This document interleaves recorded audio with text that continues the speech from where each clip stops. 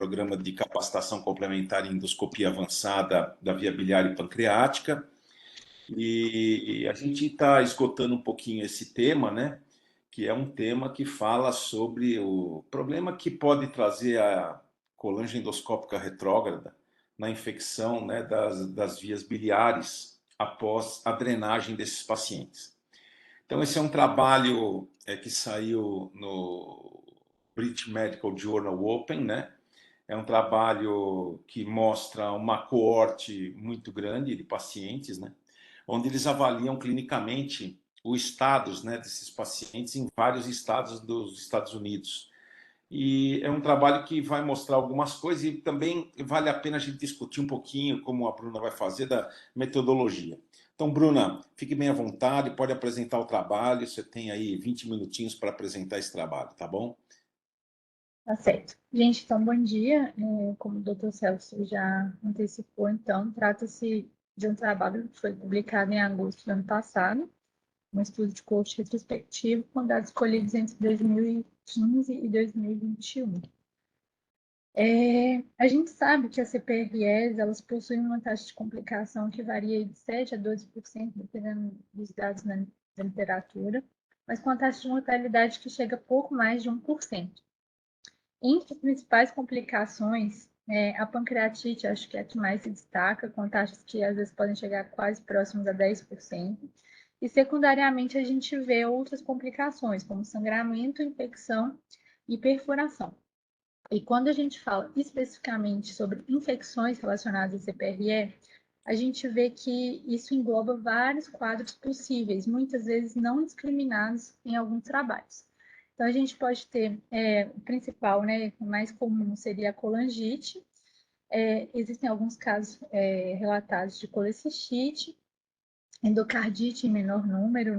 No guideline da SGE de 2014, eles falam em 25 casos, num N de mais de milhões de CPRS.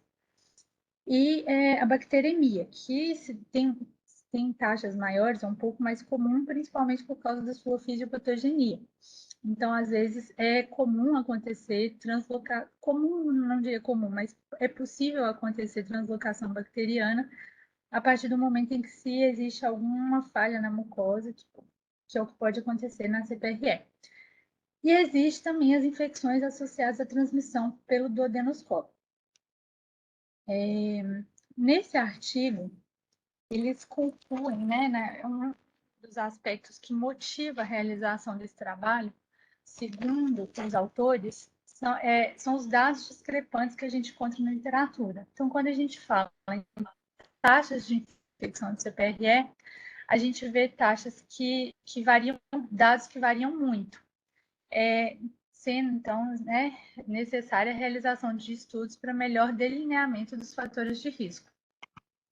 Esse primeiro trabalho publicado em 1987, eles fizeram um relato de 10 casos em que eles viram... foram 10 casos de infecção por pseudomonas associados secundário a um duodenoscópio contaminado. A partir desse trabalho, começou a dar-se mais atenção a essas infecções associadas aos aparelhos de duodenoscopia. O objetivo principal, então, desse trabalho foi avaliar quantitativamente quais seriam os fatores de risco para infecção após CPRE em pacientes ambulatoriais internados. E aí, com um objetivo implícito, eu colocaria também que os autores tiveram, né, desejaram discutir qual seria o papel dos duodenoscópios descartáveis nesse cenário.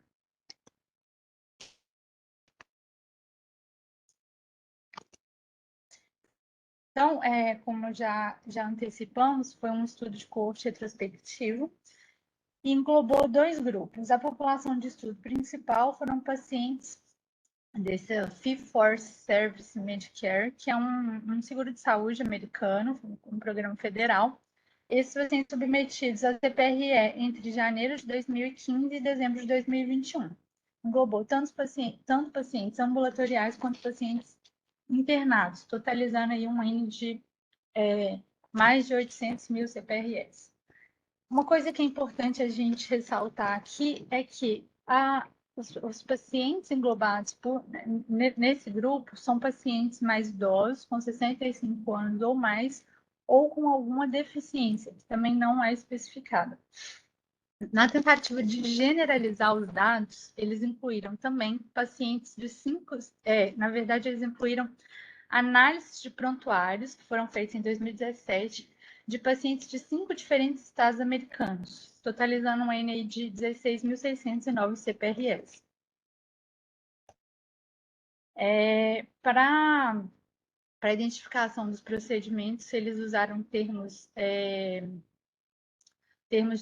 e códigos específicos, né, de acordo com essas terminologias padronizadas.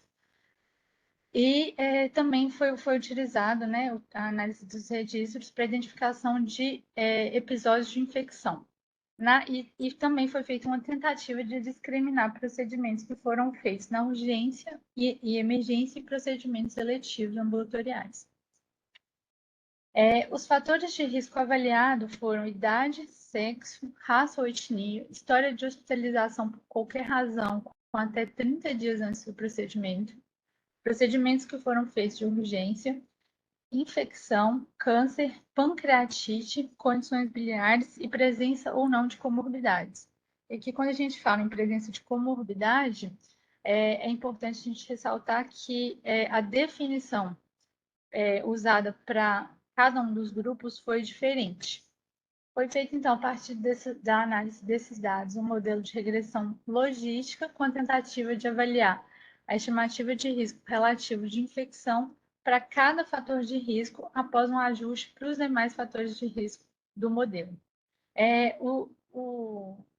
Os dados foram organizados, né, em taxas de infecções 7 dias após o procedimento, 30 dias após o procedimento, hospitalizações após 7 a 30 dias para procedimentos não eletivos e taxas de pancreatite pós-CPRE.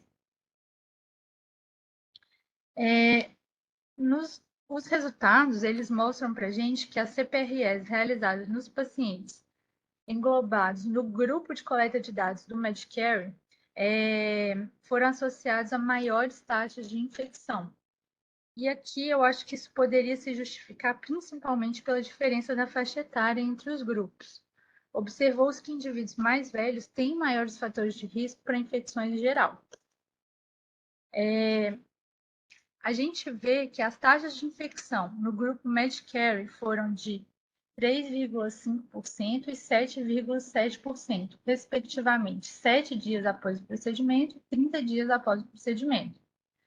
No grupo que engloba os pacientes dos 5 estados americanos, a gente vê que essas taxas foram menores, mas também com uma prevalência maior, uma taxa maior de infecção num tempo mais prolongado após a realização da CPRE. Aqui, a gente vê maiores taxas de infecção nesse período de 30 dias em ambos os grupos. E quando a gente olha pelo grupo de faixa etária, a gente percebe uma maior relevância, principalmente nas infecções realizadas nessas infecções que foram registradas mais precocemente. Uma coisa que me chamou a atenção aqui também nesses dados foi o maior risco de infecção em pacientes classificados como etnia não branca, principalmente indivíduos, né, de grupos asiáticos e hispânicos. Em relação ao gênero, né, a gente vê que em todas as análises o sexo masculino está associado a maior risco de infecção. Se a gente fizer um comparativo dos dados de acordo com os anos, né, que foram avaliados, a gente vê que existe uma tendência, né, de redução da taxa do risco de infecção, exceto nos anos de 2020 e 2021. A explicação provável para isso foi, entre outras coisas, a redução do número de procedimentos nesses 2 anos, principalmente por causa do Covid. E, além disso, o artigo sugere que a tendência em substituir a CPRL passar a CPRL de ser um procedimento diagnóstico, um procedimento terapêutico, também poderia estar associado a esse maior risco de infecção. Quanto maior a quantidade de comorbidade, de condições clínicas crônicas, independente de quais sejam elas, maior seria o risco de infecção no grupo do Medicare. Quando a gente inclui todos os outros participantes, os outros pacientes dos 5 estados, esses dados não se mostraram significativos.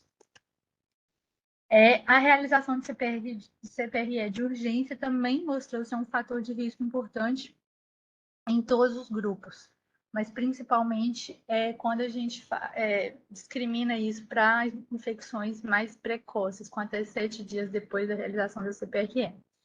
E aqui eu queria chamar a atenção para a questão da utilização dos duodenoscópios descartáveis. Então, que eles avaliaram que a utilização de duodenoscópios, eles chegaram a essa conclusão, teria um impacto positivo de proteção na taxa de infecções pós-CPRE, tanto com 7 dias quanto 30 dias após o procedimento. Não existiram dados suficientes para retratar esse cenário no grupo que inclui os demais estados, os 5 estados americanos. O próprio artigo referencia esse trabalho. E o objetivo principal é a gente ver que os dados que foram encontrados, os resultados encontrados pelos pesquisadores, são dados discrepantes do restante da literatura. A taxa de pancreatite foi significativamente menor, em torno de 1%, e como eu mostrei lá no início, em alguns trabalhos pode chegar a quase a 10%. E a taxa de infecção também. Aqui nesse trabalho, que foi referenciado pelo próprio artigo, a gente vê que sepse pós-CPRE apresenta taxas expressivas aí de 9,4% a 8,8%, independentemente das condições. Claro que eu acho que a própria definição de sepse, infecção, como eu falei, já é diferente. Então, quando a gente fala em infecção, a gente pode englobar muita coisa. Sepse e infecção não são coisas que são correspondentes, não são sinônimos. Então, isso tudo é importante ser considerado. Mas, mesmo assim, os dados foram discrepantes do restante da literatura. E isso pode se justificar por alguma falha nos registros. Os pacientes que foram avaliados, os registros médicos hospitalares avaliados, eles tinham como pré-condição a necessidade de haver registro de alta hospitalar no prontuário. Isso pode ter contribuído para interferir nos resultados. Pontos positivos do trabalho. Ele engloba um N muito grande de CPRS e permite avaliar desfechos com duodenoscópios descartáveis, que ainda é uma coisa que tem espaço na literatura para maiores pesquisas. Pontos negativos ou limitações. Utilizações desses códigos que nem sempre foram bem sistematizadas. Os códigos eles podem ter sido usados erroneamente em pacientes não internados que foram submetidos a procedimentos de urgência. E, além disso, o próprio artigo coloca como uma limitação a impossibilidade de identificação dos aparelhos e rastreamento de infecções subsequentes, por não haver essas informações nos registros de prontuário. O trabalho, então, conclui que pacientes de alto risco, e aí é uma crítica minha, eles não especificam o que seria exatamente pacientes de alto risco, eles poderiam ser selecionados para medidas especializadas de prevenção de infecções, incluindo a adoção de dispositivos descartáveis. E outra coisa que eu chamo a atenção é que no final do trabalho a gente vê que a autora principal ela tem conflitos de interesse com uma empresa que inclusive é responsável pela fabricação de alguns desses dispositivos descartáveis. Eu trouxe só um pouquinho aqui rapidamente, só para a gente ver qual que é o cenário atual da endoscopia em relação a esses duodenoscópios e dispositivos descartáveis associados à CPRE. Então, esse artigo da SGE foi publicado em 2021.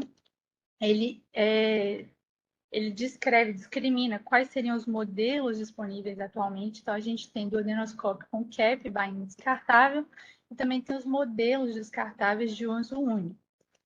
É importante aqui a gente considerar que existe, como eu já antecipei lá na introdução, as infecções endógenas e as infecções exógenas. E as infecções associadas à utilização dos duodenoscópios estariam associadas, estariam englobadas dentro desse rol de infecções exógenas, associadas, a crossovers de micro-organismos de um paciente para outro e muitas vezes associadas a infecções por organismos multiresistentes.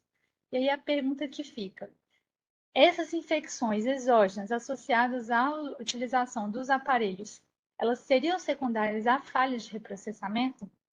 E uma grande questão que a gente tem que ter em consideração é que muitas vezes o reprocessamento não é feito de maneira adequada, como se indica nas instruções do fabricante. Então, desde 2015, a FDA ela instituiu a obrigatoriedade de estudos financiados pelos fabricantes dos aparelhos para avaliação da qualidade do reprocessamento. Uma coisa que a gente vê aqui só como a título de exemplo é que esse estudo foi da Olympus, 27% dos participantes seguiram errados as instruções, as instruções de 45 do total de 73 etapas de processo de reprocessamento. Então, não tem como a gente falar que as infecções, o maior número de infecções associadas ao duodenoscópio seria única e exclusivamente por ele não ser descartável, uma vez que as próprias etapas de processamento, na maioria das vezes, não são bem feitas. Outra coisa que eu queria chamar a atenção é para o custo desses aparelhos. Eu procurei às vezes vocês vão até poder me falar isso melhor na discussão, mas qual seria o custo de uma CPRE convencional por procedimento? O custo de uma, nesse artigo da SGE, eles colocam que o custo da utilização dos dispositivos descartáveis em centros de baixo volume varia em torno de $1.300 por procedimento e em centros de alto volume em torno de $800 por procedimento. E aqui, esse ano foram publicados 5 artigos sobre a utilização de duodenoscópio. A maioria, assim, tem alguns ensaios clínicos randomizados, mas a maioria deles eu ainda não consegui acesso. Então, eu trouxe esse aqui, que é um ensaio clínico randomizado, incluiu 518 pacientes, e aí eles viram que eles avaliaram 2 desfechos: a contaminação com microbiota persistente após a desinfecção e o sucesso técnico do procedimento. Quando eles avaliam a contaminação com microbiota persistente após desinfecção, eles avaliaram se havia ou não crescimento de 10 ou mais unidades formadoras de colônia de qualquer micro-organismo, ou se havia crescimento de bactérias gram-negativas em até 72 horas. O que eles encontraram, os resultados, é que, de fato, existe uma redução do risco de infecção com a utilização de dispositivos descartáveis, tá? Esses dispositivos, eles mostraram menor taxa de contaminação do microbiota após a desinfecção. Com uma taxa aí de 3,8% versus 11,2% quando a gente avalia os duodenoscópios padrões. E não houve diferença, eu não coloquei aqui no slide, mas não houve diferença em relação ao sucesso técnico do procedimento. Só para a gente concluir, então, as infecções são uma complicação importante associada ao procedimento de CPRE. Essas infecções endógenas, exemplificadas principalmente pelos episódios de colangite, são as mais comuns e mais frequentes, e muitas vezes são as que estão discriminadas quando a gente diz infecções associadas, engloba, infecções associadas à CPRE. As infecções exógenas, elas podem estar associadas a organismos multiresistentes e podem ser secundárias à falha no processo de reprocessamento do duodenoscópio. O reprocessamento dos aparelhos exige cuidados especiais e atenção na limpeza dos elevadores, ou unha, que a gente chama de unha. Segundo o trabalho em questão, fatores como idade avançada, presença de comorbidades, sexo masculino, procedimentos de urgência e grupos étnicos não brancos podem ter impacto no risco de desenvolvimento de infecção após uma CPRE. Os duodenoscópios descartáveis estão associados a menores taxas de infecção secundárias a micro-organismos multiresistentes. Sugere-se considerar a utilização de dispositivos descartáveis em grupos de maior risco. Entretanto, é importante a gente considerar que faz-se necessários maiores estudos para avaliar o custo e o benefício associado à utilização desses equipamentos. Agradeço a atenção de vocês. Muito obrigado, parabéns pela apresentação. Bruna realmente foi extremamente esclarecedora, né?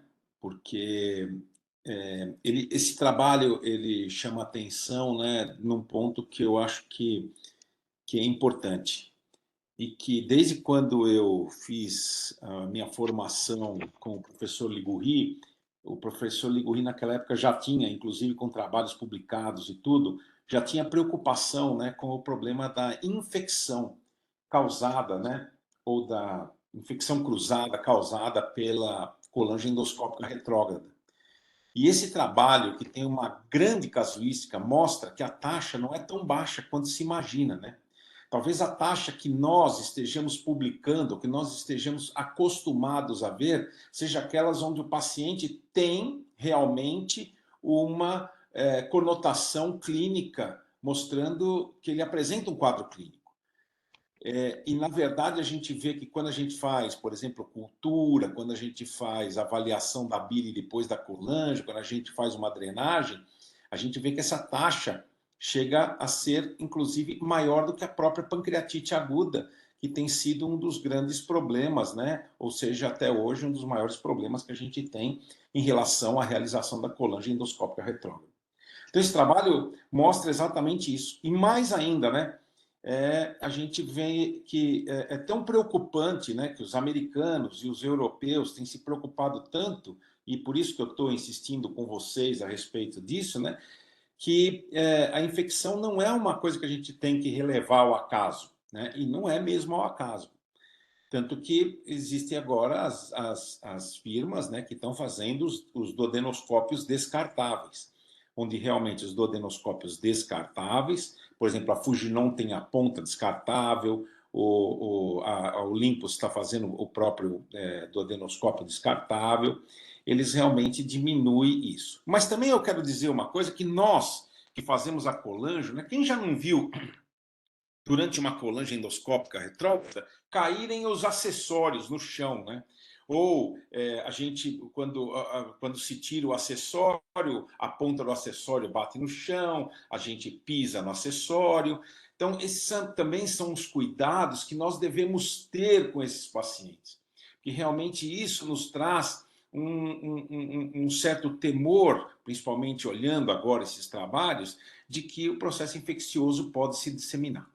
Então, eu acho que esse é um trabalho interessante, é um tema muito atual, que a gente realmente, principalmente no nosso país, que é um país subdesenvolvido, precisa dar muita atenção, porque a gente pode, infelizmente, ter problemas graves, como colicistite, como colangite, após o tratamento realizado pela colange endoscópica retrógrada.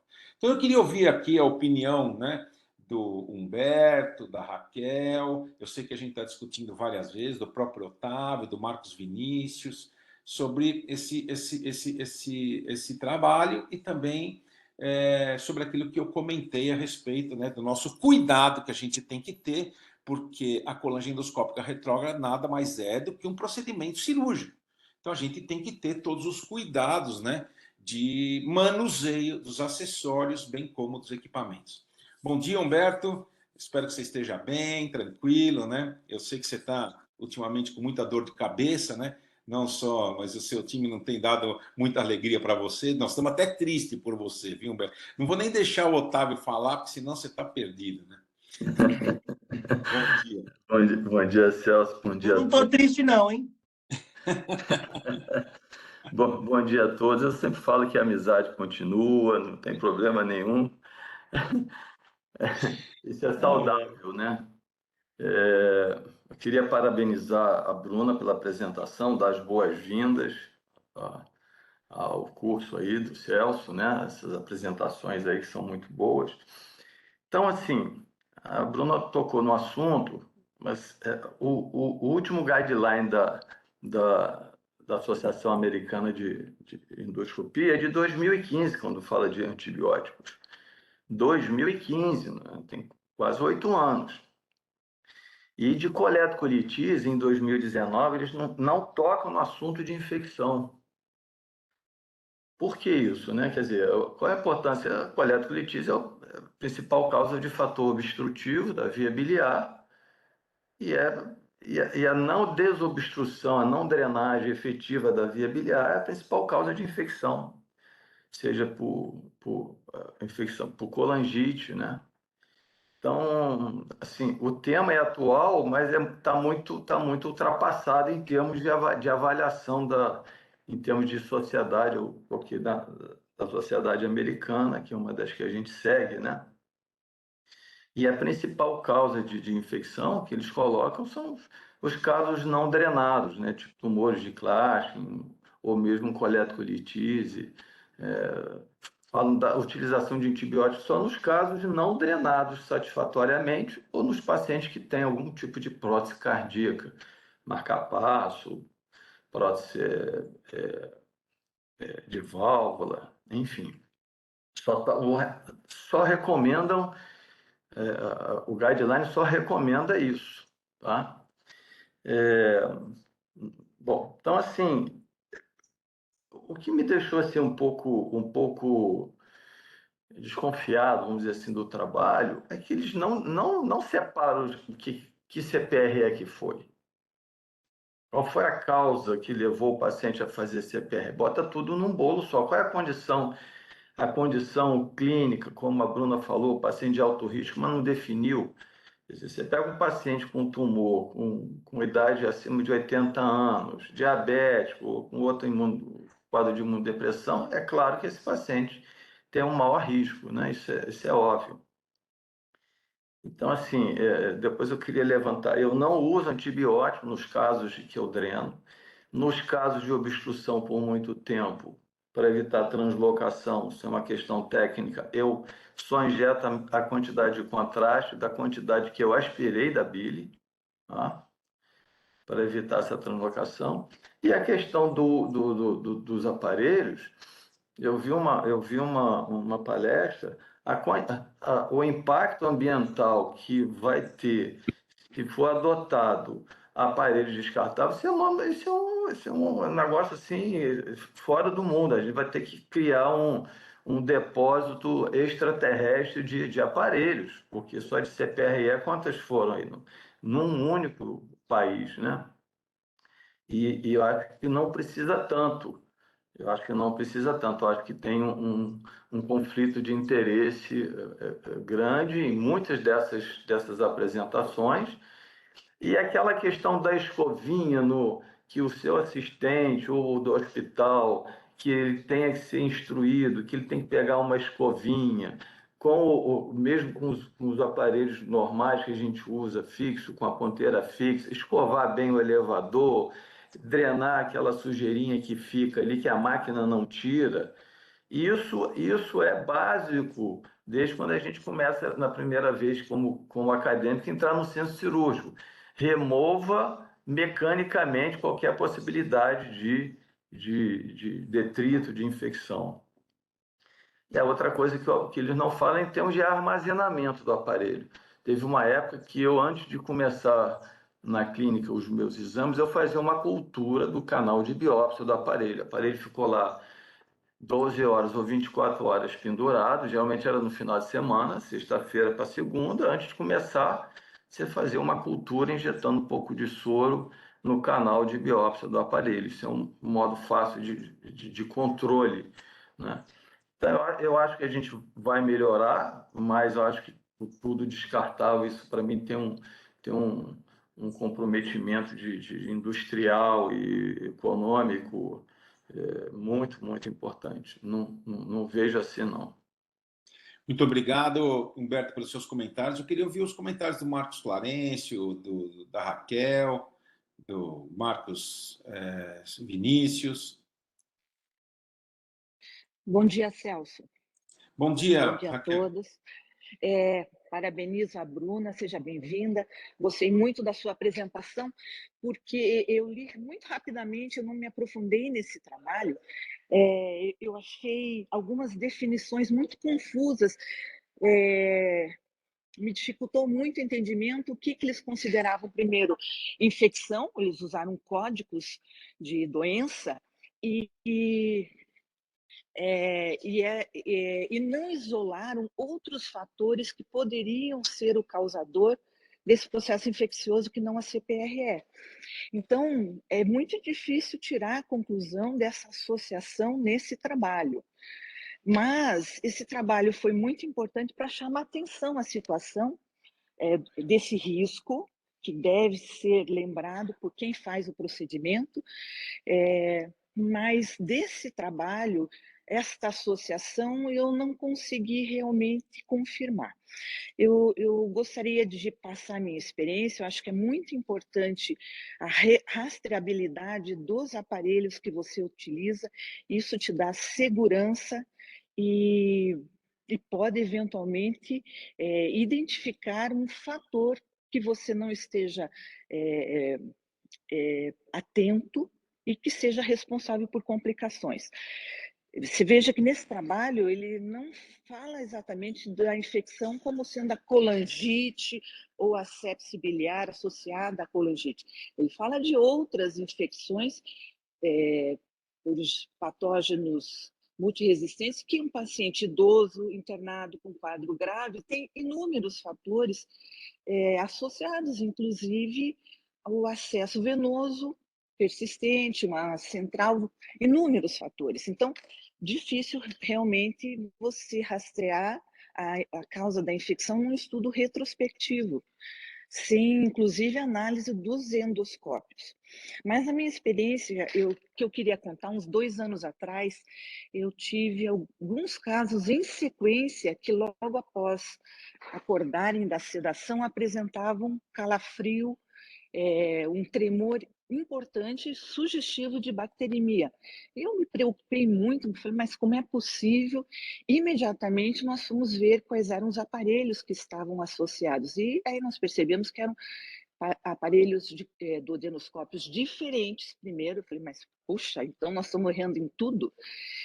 E fizemos cultura de como nós fazemos de tempo em tempo a cultura dos nossos adenoscópios exatamente para um controle de qualidade. Não é 100% seguro, mas pode também te alertar para problemas. E tudo negativo quando eu descubro que o contraste vinha sendo preparado, era preparado pela equipe da enfermagem. Quando nós íamos começar o exame, já estava tudo em seringas pronto, e aí eu descubro que o que sobrava do frasco de contraste estava sendo guardado para ser usado num outro procedimento e assim por diante, por uma decisão administrativa para contenção de custos do hospital público. Então, graças a essa rastreabilidade, graças a um questionário que nós fizemos, uma busca ativa, a gente identificou a causa. Nenhum dos pacientes teve complicação infecciosa, finalmente, tá?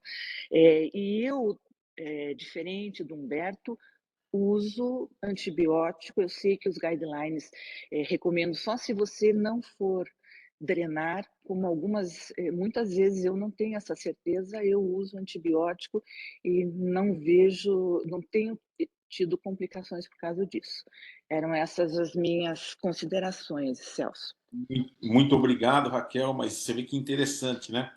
Você foi fazer a rastreabilidade e você encontrou um problema na adequação, né, no protocolo de realização da colange endoscópica retrógrada, o que é um ponto extremamente importante, né?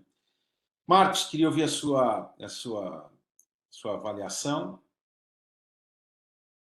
Bom dia e parabenizar também a Bruna. A primeira apresentação demonstrou realmente uma qualidade, uma habilidade, né? Trouxe até um complemento, isso também foi interessante, né? E eu vejo assim, esse artigo nos traz assim na mente dois cenários bem distintos, né, relacionados com a infecção na CPRE. O próprio cenário clínico do paciente, né, e que isso a gente tem que ter cuidado, né, se está com colestase, se não está, é idoso, imunodeprimido, é idoso e tem algumas comorbidades que podem levar a uma diminuição da resposta do paciente, né? E o cenário relacionado com os equipamentos, né? É bom ter sempre em mente, um dia um preceptor me falou que a CPRE é como uma cirurgia endoscópica, a gente tem que ter cuidado, né? Com infecção e tal. Então, tem que ter o campo limpo, tem que ter os acessórios em cima do campo, né? Como se fosse uma cirurgia. E a enfermagem, cada vez mais, tem um papel importante nesse contexto. Então, ontem mesmo a gente fez a CPRE e eu ajudei ao colega, mas eu estava do lado também da enfermeira, que certamente tem uma habilidade um pouco maior para te ajudar, porque ela tem um cuidado muito especial quando a enfermeira é de qualidade. Então, e essa questão dos equipamentos é interessante, porque isso aí surgiu principalmente quando começou a acontecer infecção por micobactéria, né? A infecção por micobactéria sinalizou essa atenção que devemos ter, né? E aí surgiram essas possibilidades de diminuir, como a ponta descartável, CAP, o aparelho descartável. O aparelho descartável, realmente, em termos de Brasil, acho que não vai colar, vai ser muito difícil acontecer isso. Até o CAP pode ajudar, né? E aquele CAP que é tido como descartável, termina a gente usando umas 10 vezes, umas 5 vezes, pela dificuldade e o custo, né? Então, eu também sou da linha de Raquel. Eu acho que o guideline americano eu contesto, porque nem sempre a gente consegue drenar adequadamente. E o paciente com colestase é um paciente com a bile em estase, né, que favorece a infecção. Então, esse paciente, quando chega com colestase, independente de qualquer coisa, eu já faço antibiótico, porque também, se você faz antibiótico depois, você vai contra o conceito de profilaxia de antibiótico, entendeu? Então, eu também tenho esse cuidado, Raquel, eu sempre chamo a atenção do nosso residente, está com colestase, bem, vamos lendo isso. Mas aí, parabéns aí a Bruna, e tem um caminho bom, vai aprender muito, eu tenho certeza disso, com a literatura e também com a experiência aqui da gente nesse mundo que é endoscopia, em particular endoscopia terapêutica. Humberto ligou a câmera, acho que ele quer falar alguma coisa. Eu queria falar assim, que o Marcos e a Raquel comentaram, é importante, e a gente vê isso quando a gente comenta os guidelines aí sobre cistos pancreáticos, a falta de consenso, a falta de praticabilidade do guideline. Então, assim, não é que eu não faço antibiótico, não, eu evito fazer. Se é um paciente jovem, com obstrução de curto prazo, de curto tempo, sem outras comorbidades, eu não faço. Agora, aquele paciente com obstrução por tumor, imunodeprimido, ou com outras comorbidades tipo diabetes, claro que a gente vai fazer. Então, não, assim, é bom para a gente esclarecer para os residentes aí que isso não é assim, eu não faço, eu faço. Isso vai depender muito de cada caso, né? Bom, a gente tem que cada vez mais individualizar, né? Sermos o que eu falo de alfaiate da medicina, né? Quer dizer, fazer sob a medida do que é necessário para os pacientes, tá bom? Só isso. Perfeito, perfeito, Humberto. Queria saber se o Marcos Vinícius tem algum comentário e, por fim, eu queria ouvir os comentários do Rodrigo. Celso, perguntar. Marcos, bom dia. Bom dia, Celso. Eu perguntar para o Humberto e para o Marcos, esse antibiótico que eles fazem, que fazem ou deixam de fazer, seria aquele antibiótico no momento da anestesia ou o antibiótico depois que o paciente tem alta? Porque não é nem eu, o anestesista faz em 100% dos pacientes o antibiótico no pré-anestésico. 100%. Conforme o Humberto falou também, eu só faço antibiótico nesses pacientes que têm algum tumor, uma lesão de vias biliares. Eu mexo muito com isso, lesão iatrogênica de vias biliares. Esses pacientes costumam fazer algum tipo de colangite depois da manipulação. Eu faço antibiótico em todo mundo. Agora, em relação aos aparelhos, o meu mundo mudou um pouco. Faz 12 anos que eu não trabalho só no meu serviço, não trabalho em serviço público. O aparelho é meu, a instrumentadora é minha, quem trabalha com os aparelhos é minha instrumentadora. E eu tenho uma coisa que eu aprendi. Você se lembra, Celso, daquela instrumentadora do Ligurri? Era uma alemã, esqueço o nome dela. Ela me falou um negócio. Cristério. Esther, ela me falou um negócio uma época, eu nunca mais esqueci. Você olha, se quando acabar o procedimento, o próprio médico encharcar uma compressa com álcool e passar no tubo inteiro, aspirar enzimático, água e álcool, vai diminuir de uma infecção. Eu nunca mais deixei de fazer isso. Acabou o meu procedimento, não é a enfermagem, eu pego uma compressa encharcada de álcool, 70%, passo no tubo inteiro, eu aspiro o enzimático, aspiro a água para lavar o enzimático e aspiro o álcool. Os fabricantes falam que não deve aspirar álcool, eu faço isso com todo mundo. As infecções que eu tenho, depois que eu li esse trabalho, eu dei uma olhadinha rápido por cima, são todas vinculadas ao Klatsky, os que eu tenho são Klatsky, e lesões de vias biliares extensas em que eu coloquei o contraste e não consegui drenar, certo? Esse paciente eu levo para cirurgia depois. Mas eu não tenho esse mundaréu de infecção que fala aí, não. Perfeito. Queria saber a opinião do Rodrigo. Muito obrigado, Marcos, por seus comentários. Bom dia a todos, bom dia, Celso. Bom dia, Bruna, muito obrigado. Impressionante seu poder de interpretação do artigo e apresentá-lo de uma forma absolutamente clara e simples para a gente conseguir entender bem. Foi muito bom. Eu queria fazer primeiro um comentário rápido da prática clínica. E é claro, como Humberto ressaltou, existem casos e casos. É claro que a gente tenta fazer uma medicina mais personalizada possível. Mas eu confesso que assim os meus pacientes internados que vão ser submetidos a uma invasão da via biliar com papilotomia,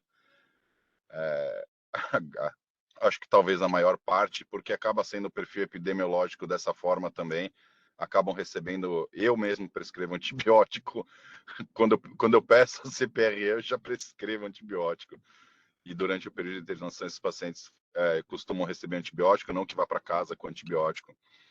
E, novamente, aquilo que eu falo, que a gente toma um cuidado especial naqueles pacientes que a gente vai fazer procedimentos cirúrgicos de grande porte, que tem manipulação da via biliar.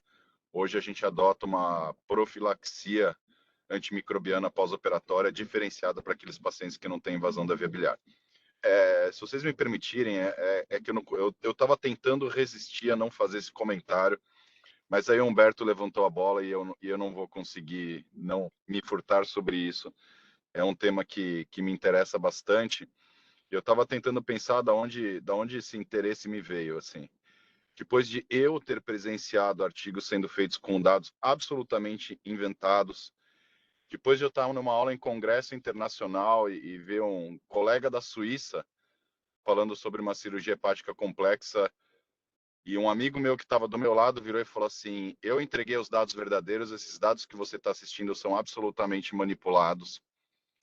Depois de fazer parte de um comitê de ética em pesquisa de um hospital em que a gente recebeu uma pesquisa multicêntrica internacional, já com mais de 60 centros incluídos nos Estados Unidos e na Europa, e um colega que entende muito de estatística, em 5 minutos, provar para a gente que o desenho do trabalho tinha sido absolutamente criado para se chegar à conclusão que os pesquisadores e que a indústria queria.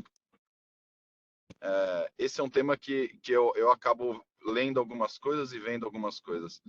Quando a Bruna foi apresentar esse artigo, teve uma coisa que me chamou muita atenção, como eles dividiram grupos em Medcare e aí All Players. Aí não sei por que isso me chamou a atenção, porque players é um termo de gestão, né? É um termo que a gente não usa. Você faz qualquer tipo de aula de gestão, lê qualquer coisa de gestão. Até no Brasil, né, na nossa língua portuguesa, as pessoas ficam falando players. Isso me chamou um pouco a atenção. E aí depois a Bruna veio e falou, olha, essa paciente aqui, essa pesquisadora principal tem um conflito de interesse. E aí depois o Humberto levantou um pouco a bola. Eu vou dar uma dica para vocês, depois eu me comprometo a lançar no grupo, para vocês ouvirem um podcast da BBC Sounds, da The Economist, que eles acabaram de lançar um podcast falando sobre exatamente esse tema, dos conflitos de interesse, da manipulação de dados e simplesmente da invenção de dados na ciência. Muitas revistas, as maiores revistas agora, elas estão começando a utilizar, inclusive, inteligência artificial para ver se os dados que são submetidos foram criados por humanos ou realmente são dados compatíveis com o ser aleatório da prática clínica. E isso já aconteceu, inclusive, comigo agora. As revistas não estão mais pedindo os dados finais trabalhados. As revistas estão começando a pedir dados na integralidade. Então, os caras estão começando a pedir para você o seu Excel com a tabela completa de absolutamente todos os dados, para, através de inteligência artificial, tentar ver algum tipo ou algum sinal de manipulação. Nesse podcast, se vocês ouvirem, vocês vão ver um editor de uma revista que chama Anesthesia, que é uma revista muito importante, ele estimando em até 30% de manipulação de dados ou de utilização de técnicas estatísticas direcionadas para a obtenção do resultado desejado. Então, assim, eu só quero aproveitar essa oportunidade, eu não consegui me furtar disso dessa vez, para a gente ter uma consciência do ambiente que a gente trabalha. Existem muitos interesses envolvidos na prática da ciência. E um último ponto que acho que todos nós temos que pensar, tinha uma época que eu era mais animado em fazer peer review, então, assim, me chamavam, eu fazia peer review, até que um dia me chamaram para fazer um peer review de um trabalho multicêntrico randomizado internacional, que eu fui dar uma lida inicialmente, depois mandei uma carta para o editor, falei, eu não tenho conhecimento de estatística o suficiente para aceitar esse peer review. Então, acho que esse é um tema super sério, eu acho que todos nós temos que estar super alertas no que a gente lê, no que a gente aceita como conduta e no que a gente entrega para os nossos pacientes, sobre o que a gente está sendo influenciado a utilizar. E hoje mesmo eu vou dar uma aula que é patrocinada pela indústria e eu simplesmente vou falar na minha aula o que eu vi, o que eu faço.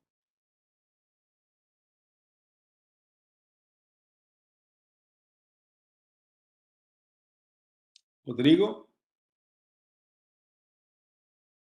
Alô? Rodrigo? Alô, perdão. Alô, Acho que caiu, Rodrigo. Acho que então, caiu. assim, eu fico super feliz quando hoje eu ouço o Humberto falando eu faço de tal jeito, os Marcos, né, falando eu faço de tal jeito. Então, assim, não vamos negar nossa prática clínica, nossa experiência, em nome de algumas coisas que a gente nem sabe exatamente se são dados verdadeiros ou não. Perfeito.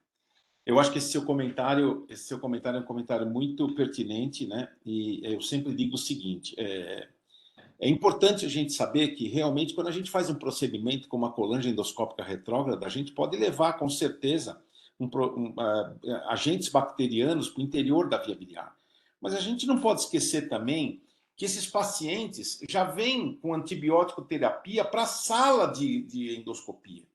Então, a gente sabe que, e a gente aprendeu isso na escola, né? Nós aprendemos isso durante a nossa formação médica, que qualquer líquido humano produzido pelo ser humano que esteja represado, ele é uma fonte, é um meio de cultura para bactérias, né? Então, a gente está acostumado a tratar isso com antibiótico. Então, é muito difícil se falar em antibiótico profilaxia em casos generalizados, quando a gente sabe que, por exemplo, quando você tem, e a grande maioria dos pacientes que fazem colangio, eles estão equitéricos. quer seja ele por um problema maligno, quer seja ele por um problema benigno. Então fica muito difícil você realmente analisar com precisão a taxa de infecção desses pacientes. Esse trabalho tentou fazer isso, mas realmente ele tem inúmeras falhas metodológicas, né, que são muito pertinentes, e realmente isso nos chama bastante atenção. E os seus comentários, Rodrigo, eles são excelentes, porque mostram exatamente que hoje as grandes revistas, principalmente, eles têm uma necessidade muito grande, né, de produzir alguns trabalhos onde nós, até mesmo quem faz a revisão por pares, não se sente à vontade para fazê-lo, né, porque não tem conhecimento suficiente. Isso é uma coisa que realmente nos chama bastante atenção. Mas isso tudo para mostrar que realmente a infecção é um problema, que a gente tem que cuidar. Eu acho que cada um tem que fazer a sua lição de casa, ou seja, tratar bem esses pacientes para que a gente não tenha nenhum tipo de problema. Acho que o Humberto quer falar alguma coisa, então, Humberto, fica bem à vontade para fazer o último comentário. Pode falar. Só para terminar, o que o Rodrigo falou aí é importante, que assim, pode chegar o dia em que o número 1 do trabalho vai passar por um detector de mentiras para poder publicar, né? Estou extrapolando aqui anedoticamente isso. Agora, o que o Marcos Vinícius comentou, eu queria colocar para ele assim, eu trabalho no hospital que tem um grupo grande de anestesistas, fazem parte de um grupo só, e tem, algumas vezes, chegam alguns colegas novos integrando o grupo, e no início eles já faziam antibiótico para qualquer procedimento que a gente já fazia, já faziam. Agora, hoje, quer dizer, já há bastante tempo, nenhum anestesista faz antibiótico sem me perguntar. Não tem isso? E como o Celso falou, o paciente está internado, geralmente, o paciente está com antibióticos, eu nem me preocupo com isso, só peço para checar no prontuário, para a enfermagem checar no prontuário. Agora, é diferente do paciente que te procura no consultório, que está com uma colectolitise, mesmo ictérico, muito bem, não está em colangite, não tem infecção, os exames laboratoriais normais. Se ela internar ele hoje, para fazer a CPR dele hoje, vai dar alta amanhã. Esse paciente eu não vou dar antibiótico, né? Mesmo com obstrução. Então, assim, para individualizar mesmo cada caso, tá? E o que o Marcos Vinícius também falou, quer dizer, eu tenho um técnico que trabalha comigo há 27 anos, 28 anos, então é ele que trata do meu duodenoscópio, acabou, ele que faz a desinfecção, né, manual, mecânica, e põe na máquina, etc. Então, isso é, quer dizer, existem muitos detalhes, né? Que a Raquel falou do contraste, do manuseio do contraste, e da própria armação da mesa, né?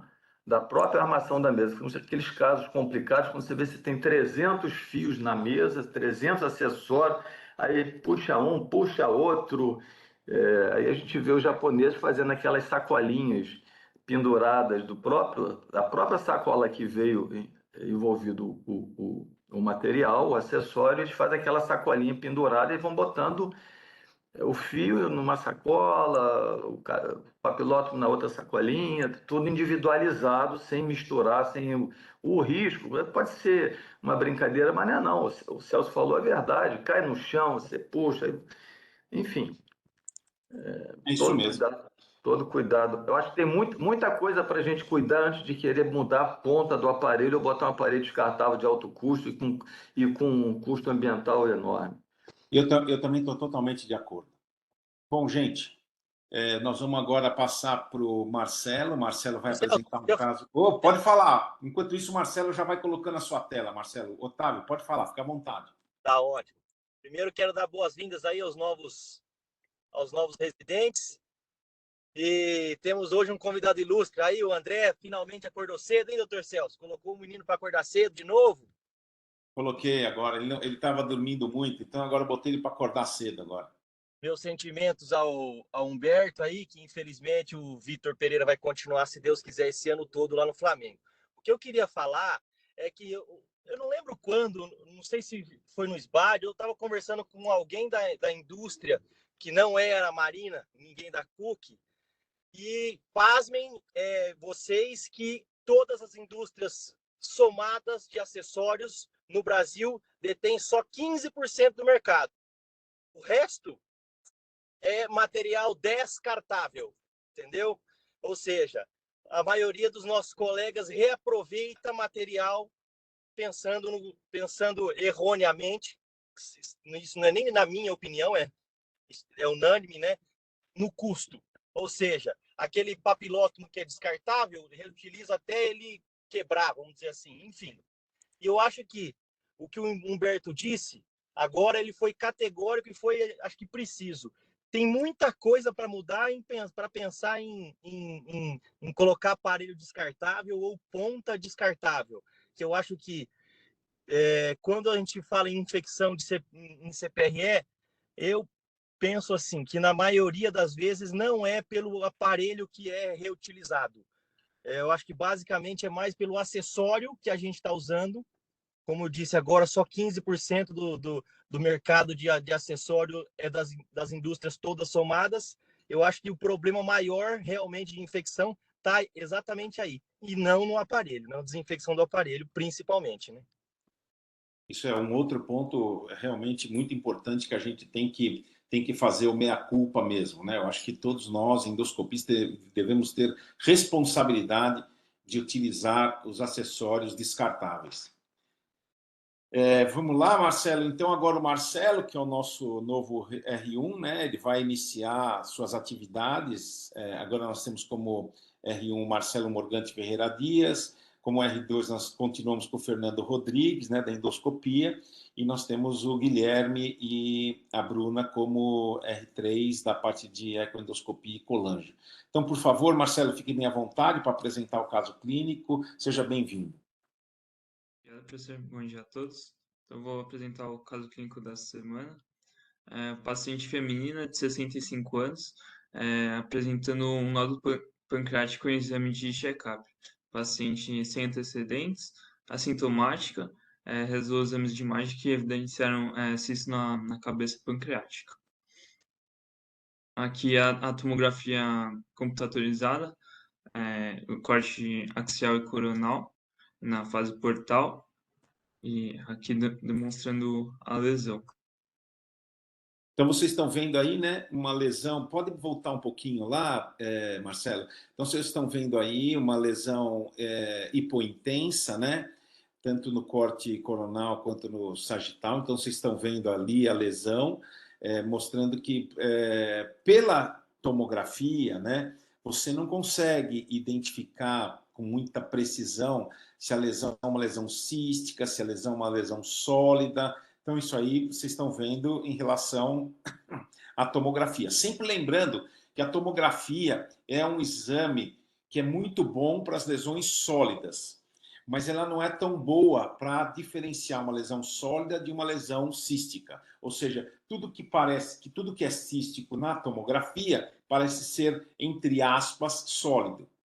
Aí foi pedida a ressonância magnética dessa paciente, né? Então, aí vocês já estão vendo com maior precisão, né?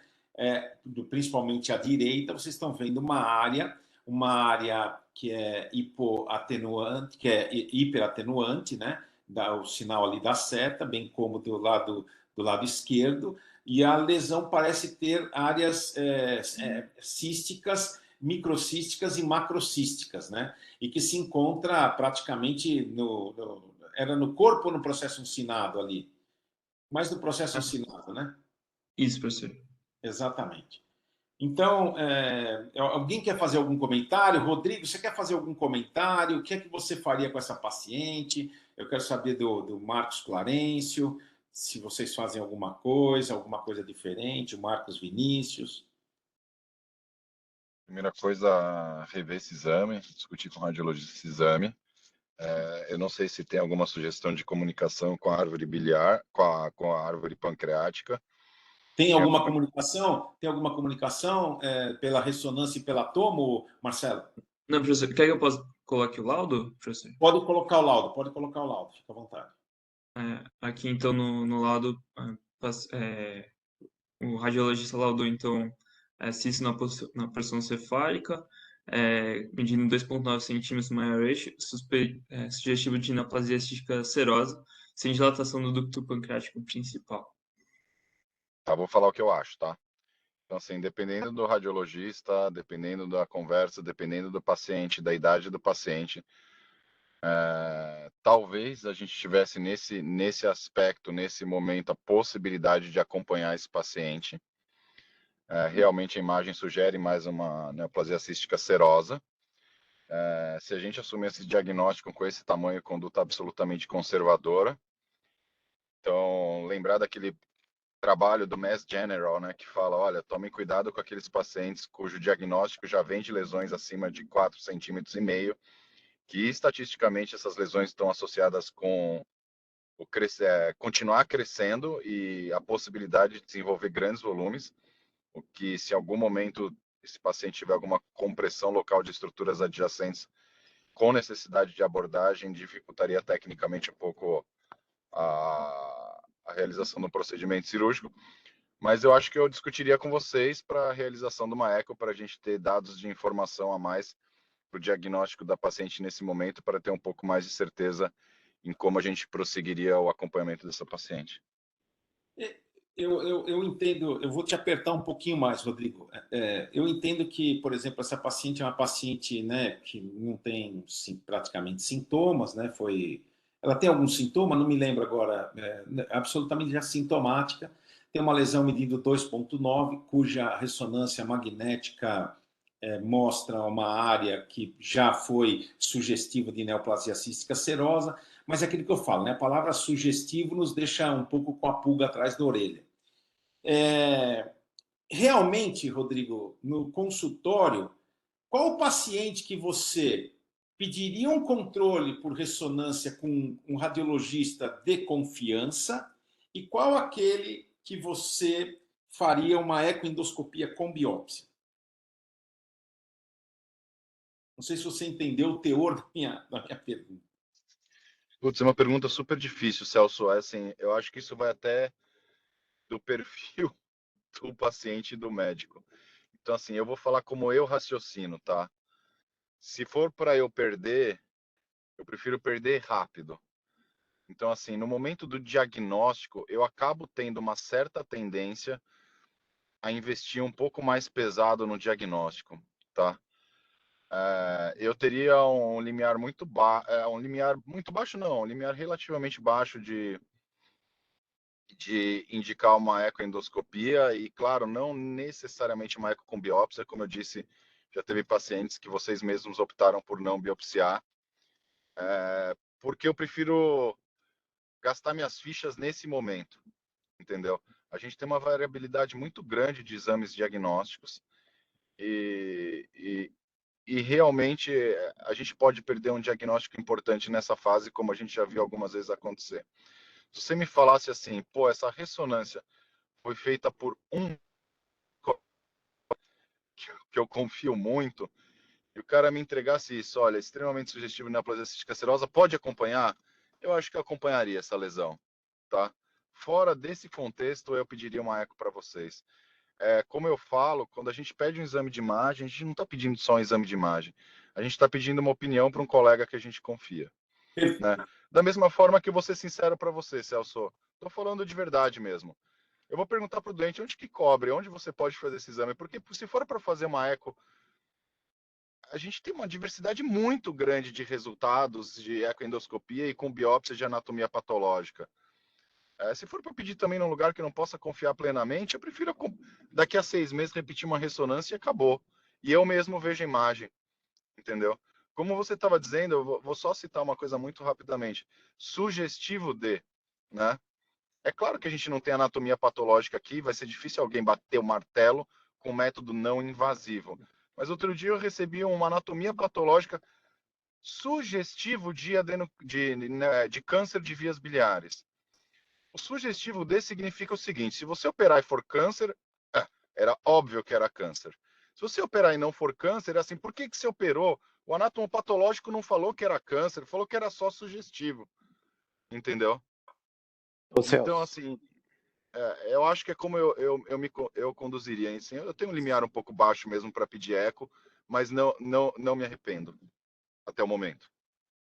Celso. Bom, eu concordo, Rodrigo. Acho que você tá certo e é por isso que eu estou te apertando, porque realmente é importante. E agora eu faço a pergunta para todos, para a Raquel, né, para o próprio Marcos Clarencio.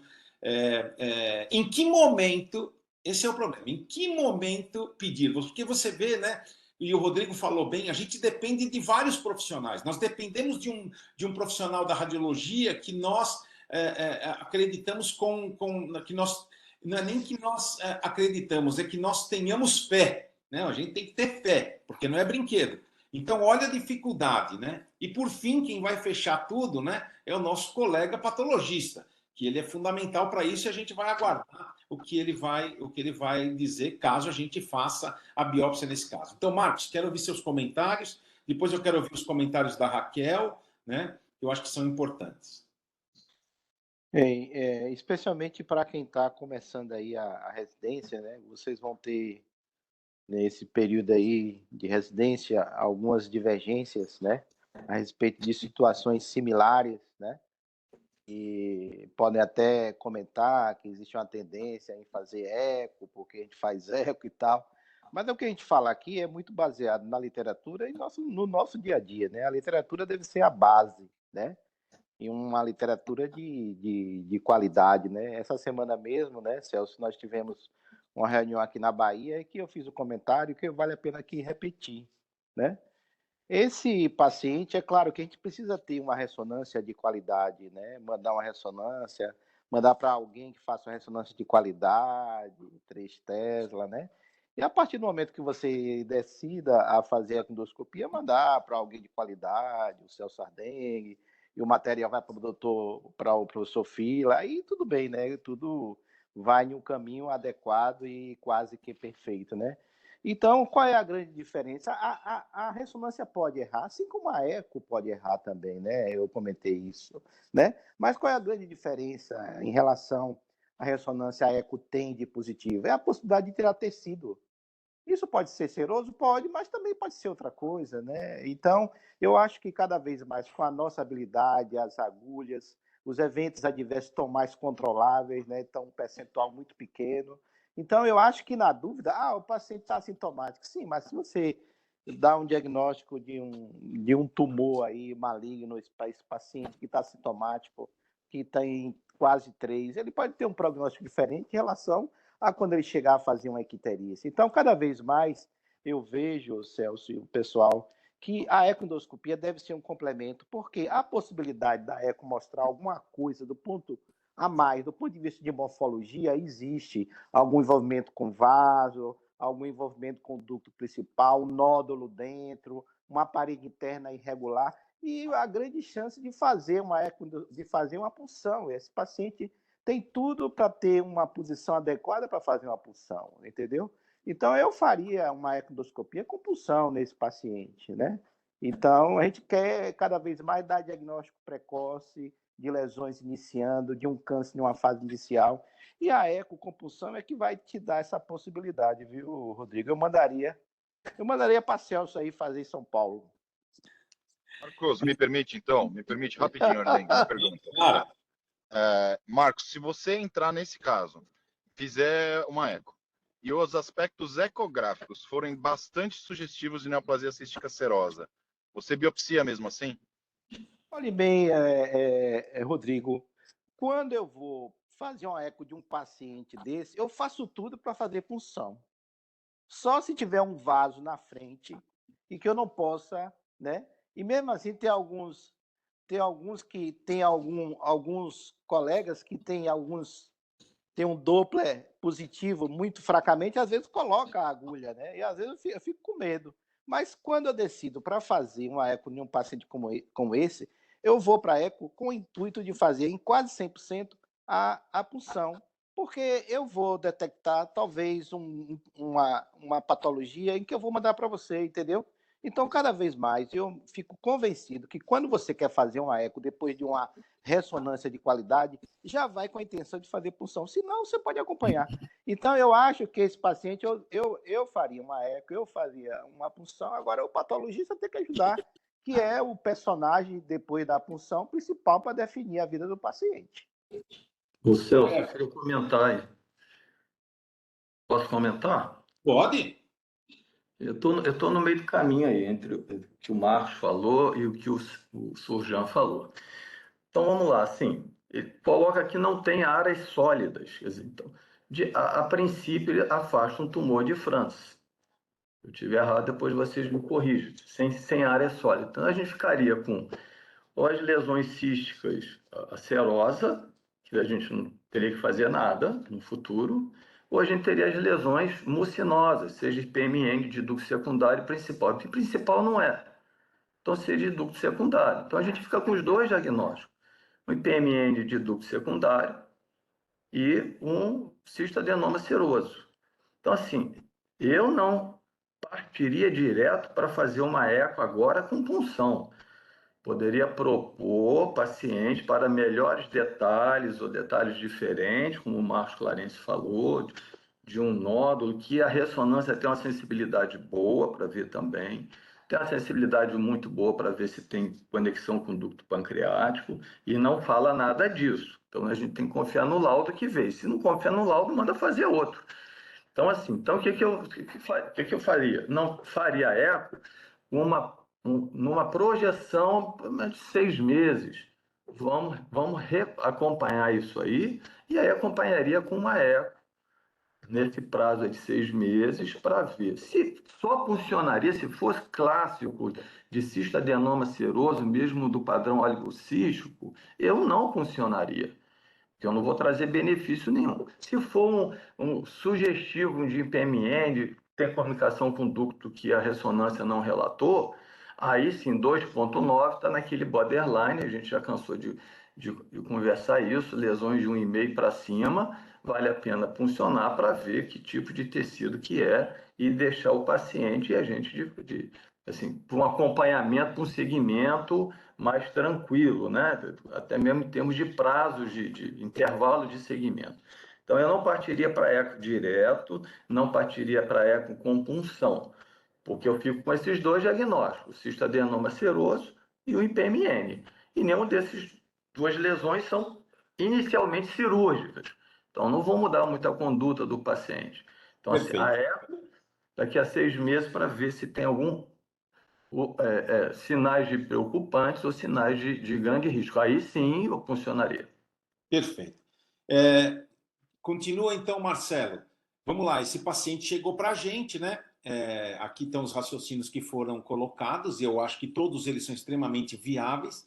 E aí a gente fez a ecoendoscopia, porque chegou a eco, na verdade, o médico assistente não estava feliz com o resultado e pediu para que a gente fizesse a eco. Exatamente aquilo que o Rodrigo falou. Vamos discutir com o pessoal da eco, só que eles discutiram já pedindo o exame para a gente. Então, pode passar, Marcelo. Aqui as imagens da eco, da endoscopia, aqui apresentando cisto com comunicação com o conducto pancreático principal. Então, vocês estão vendo aí, né, na esquerda, uma área de 2,49 por 1,69, com áreas de septações internas, né, pequenas áreas microcísticas, e à direita a comunicação que foi evidenciada pela ecoendoscopia desse caso, né? Pode continuar, pode mostrar todas as imagens. Aí vocês estão vendo outras imagens, com o ducto pancreático medindo 0,38, né, Marcelo? Pode continuar. Então, aí vocês estão vendo. E aí o momento, né, Marcelo, o momento da punção. Então, fica à vontade aí, Marcelo. Isso, então, no laudo da ecoendoscopia, lesão cística de 2,5 por 1,7 centímetros, com comunicação com o ducto pancreático principal. Foi realizada, então, a punção ecoguiada. sendo aspirado cerca de 1 ml de líquido de aspecto mucinoso, com string teste positivo. Ducto pancreático foi medido de 0,5 centímetros. E todo o Foi material, né, Marcelo, todo o material dessa punção foi enviado para o anátomo patológico, certo?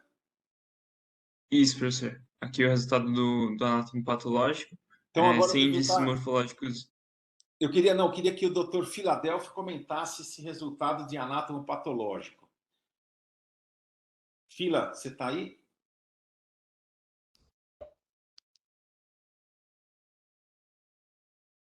Esse patológico é seu mesmo, viu, Fila?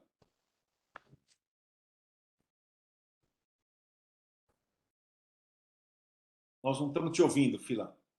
Eu não estava falando. Ah, beleza.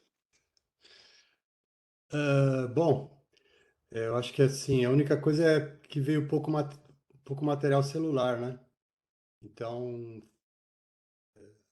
mas com isso que está descrito, quer dizer, tem célula cuboidal, mas de padrão produtor de mucina. Mais o teu achado, o conjunto fecha como IPMN. Então, isso daí é um evento que pode acontecer, né? De obtenção de material não sem todas as características morfológicas para você fechar o diagnóstico, né? Então isso daí esse foi o motivo dessa descrição aí. Acho que é importante aproveitar para falar para os recém-entrantes da importância do pedido do anátomo, né? Em primeiro lugar, porque vocês têm que ter consciência que tem valor médico legal. Então, na evidência de qualquer processo, a primeira coisa que o juiz pede, além dos laudos, é o pedido de exame. Então, o pedido de exame tem valor médico legal. Então, por exemplo, indicar isso que o Celso costuma fazer, envia junto com o pedido o resultado a impressão do endoscopista, a via pela qual foi biopsiado, por quê? A imensa maioria dos IPMNs são foveolares, né? E então eu preciso saber se você biopsiou pelo estômago, que vai ter material semelhante, ou biopsiou pelo duodeno. Segundo lugar, também é importante dizer se biopsiou pelo antro ou se biopsiou pelo corpo ou fundo gástrico, né? Ou às vezes através do esôfago, né? Porque existem os cistos epidérmicos ou linfoepiteliais no pâncreas, né? Então esse é o conjunto da análise. E eu acho que é isso, tem que fechar o laudo tem que fechar o diagnóstico pelo conjunto, né? Perfeito. Bom, frente a esse diagnóstico, então vamos lá. Nós temos uma paciente, então resumindo o caso, nós temos uma paciente relativamente jovem, né? Qual a idade, Marcelo? 56. Oi? 56 anos. 56 anos, assintomática, que fez uma tomografia e evidenciou uma área nodular, né, em exame de check-up, que a ressonância magnética sugeriu um cistoadenoma seroso. Nós fizemos uma ecoendoscopia e a biópsia veio como um possível IPMN. Então, agora eu faço a seguinte pergunta. E agora? Então, eu gostaria de saber rapidamente, nós temos pouco tempo, nós só temos aí 8 minutos, então eu queria ouvir a opinião do Humberto, queria ouvir a opinião do Marcos Clarencio, do Marcos Vinícius, né? Bem rapidinho, por favor, agora. Acompanhamento em 1 ano, depois espaço. Primeiro Faria acompanhamento. nova biópsia? Faria nova ecoendoscopia? Não. Eu quero esclarecer que eu falei que eu não faria biópsia. Eu faria se tivesse o que mostrou, né? Septação e tal. Aí está correto. Perfeito. Celso, eu faria segmento também desse paciente, mas talvez mais precoce nesse primeiro, porque já tem 2,5, né? Tamanho dessa lesão. Perfeito. Então, eu faria em 6 meses. Marcos. Marcos Vinícius ou Clarencio? Marcos, qualquer um dos dois, mas o Marcos já está falando, depois fala você, Vinícius. Eu também faria o segmento com a Raquel, 6 meses. Perfeito. Marcos? Olhe bem, você veja a importância da punção. Agora o cenário mudou. Eu não vou deixar de acompanhar esse paciente, né? Porque não é seroso. Então, a importância da punção e a importância da patologia. A gente vai seguir esse paciente agora, né? Não vai indicar cirurgia, vai seguir. E pelo tamanho, né, pelo menos 1 a 2 anos, você pode seguir esse paciente. Eu seguiria aí, poderia repetir com 6 meses, depois esticar para anualmente, né? Enfim, agora o cenário mudou, a gente vai ter que ter cuidado com esse paciente, não é seroso. Rodrigo? Ok, obrigado, Marcos, por seus comentários. Rodrigo, quero saber sua opinião agora. Esse paciente é seu, de consultório. Qual que é a Se discutiu localização com a gente. Qual que é a Vamos lá. localização da lesão, Ardengue? Processo ensinado. Assinado. Vou falar a verdade, tá bom? Eu olharia bem a anatomia desse processo uncinado. Se desse para fazer uma unciné, eu faria uma unciné. Se fosse necessário uma DPT, ressonância em 6 meses. Exatamente. Eu acho que aí é que por isso que é excelente você ter um cirurgião dentro do grupo. Esse é um caso que você tem que avaliar com muita precisão pela ecoendoscopia se essa lesão realmente se encontra no processo uncinado ou se ela está acometendo parte da cabeça. Por quê? Porque se ela estiver acometendo parte da cabeça, isso eu quero que todos vocês prestem bem atenção no que eu vou dizer. Se estiver acometendo parte da cabeça, é uma DPT. Então, a gente vai precisar o quê? Fazer controle desse paciente. Entretanto, com esta biópsia, com 2,9 centímetros, se essa lesão estiver única e exclusivamente no processo uncinado, eu, se fosse paciente meu do consultório, ligaria para o Rodrigo e falaria: Rodrigo, vamos fazer uma uncinatectomia.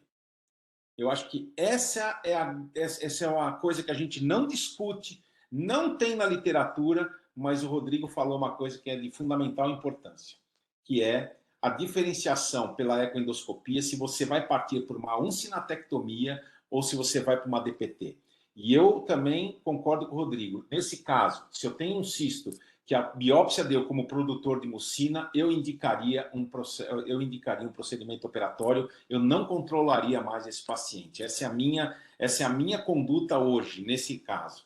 Agora, a ecoendoscopia tem que ser performante para dizer que está no processo uncinado e realmente essa lesão encontra-se única e exclusivamente no processo uncinado. Então, na minha opinião, eu indicaria cirurgia nesse caso. Acrescento uma coisinha, Ardengue. Primeiro que só vocês conseguiram ver a comunicação com o ducto pancreático principal. Fundamental para a gente, distância entre a lesão e o ducto pancreático principal. Esse é um dado super legal para a gente ter. Existe um espaço entre o ducto pancreático principal e a lesão, porque às vezes mesmo no uncinado é muito próximo. Vou dar uma rápida passada para vocês. Uncinectomia, deu tudo certo, em 3 dias, 2 dias o doente está em casa, 3 dias, tá? Eu vou falar de uma experiência de uns 10 casos em que eu operei metade, ajudei metade. Eu vi 2 lesões graves, tá? Uma lesão de ducto pancreático principal, que resultou em 6 meses de sonda nasoenteral, para depois converter numa DPT. E eu tive um paciente que 15 dias depois de uma uncinectomia, que o doente estava em casa, ótimo, foi de alta no 3º PO, foram retornados todos os antiagregantes do paciente, que era um doente que tinha, sei lá, válvula, stent, tudo que vocês podem imaginar. Retornou em casa, os antiagregantes, anticoagulantes, tudo do paciente. O resultado foi mais 3 cirurgias ou 2 procedimentos de embolização por arteriografia, 2 meses de UTI, mas o doente sobreviveu. Sangrou em casa de uma forma inacreditável, a gente quase perdeu esse doente. Então, assim, também não é um procedimento isento de complicações graves, eu nunca vi óbito de unciné, mas é isso, vai bem, é um porte de cirurgia muito pequeno, mas não é isento de complicações graves. Não, isso todo mundo sabe, né?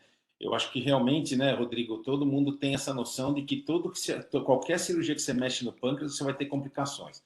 Mas, na verdade, uma lesão como essa, em que veio um IPMN numa paciente de 56 anos, apesar de assintomática, eu hoje, cada vez mais, tenho indicado mesmo o procedimento operatório para essas pacientes. Eu não tenho controlado, não. Eu já tive a oportunidade de ver paciente que, infelizmente, evoluiu, né, para câncer, inclusive um próprio médico, que se até ajudou a operar, né, que era uma lesão que estava na cabeça do pâncreas e evoluiu para uma displasia de alto grau, né, para um câncer in situ. Então, a gente realmente tem que indicar. Ou seja, a imagem por ressonância ficou muito feia mesmo, e a gente poderia ter feito isso com mais antecedência. Alguém tem mais um comentário rápido? Humberto, por favor, tenha vontade. Queria só te perguntar uma coisa. Essa conduta sua passa pelo tamanho da lesão, com certeza. Não. Pelo resultado da biópsia, que é um IPMN, mais uma lesão que está praticamente com 3 centímetros, eu não tenho por que eu deixar essa... Se fosse uma lesão de 2 centímetros. 2,5 centímetros para ecoendoscopia, e que é o melhor método para avaliar, né? Eu acho que não tem mais por que a gente ficar com essa lesão aí, entendeu? Porque a gente sabe também que o IPMN do processo uncinado é o IPMN clássico. Esse é o IPMN clássico. Então, realmente, aí eu não teria muita dúvida, né? Humberto, Sim. Ardengue, eu acho que eu entendi a pergunta do Humberto. Procedimentos cirúrgicos menores, a gente tende para um cutoff de 2 centímetros. Ponto. Eu acho que é mais ou menos isso. Então, assim, se você não... DPT, a gente já vai pensar mais vezes e lembrar das possíveis complicações a longo prazo, da perda da integridade da anatomia do adenal. É uma cirurgia diferente. Então, ali a gente vai tentar segurar 3 centímetros, algum sinal de alarme, um high-risk stigmata, tudo. Em cirurgias menores, a gente vai tender para 2 centímetros. Acho que é isso, né, Ardengue? Exatamente isso que eu queria saber. Exatamente isso. Pode terminar, então, agora, Marcelo, e aí a gente acaba. Não, professor, aqui eu só deixei o guideline da Sociedade Europeia, mais ou menos o que já foi discutido. E é isso da apresentação. Obrigado a todos. Perfeito. Obrigado, Marcelo, por sua apresentação. Eu quero mais uma vez agradecer aos comentários de todos, a presença de todos, e dizer que na próxima semana a gente vai se encontrar aqui exatamente às 6 horas para fazer mais uma discussão mais uma reunião do nosso programa de capacitação complementar em endoscopia da via biliar e pancreática. Um bom dia a todos, um bom final de semana para todos, uma boa semana. Tchau, tchau, Raquel. Bom dia, Tchau, gente. bom dia, bom dia. Tchau. Boa semana. Bom dia, boa semana. Bom dia, gente. Valeu. Tchau, tchau. Bom dia a todos. Até logo. Agora, daí a aula consegue tirar a carteira de trânsito dela, porque não é o BOP, daí não abre o aplicativo. Não dá para coisa de segurança? Não. A Ariadne conseguiu assistir ontem a reunião?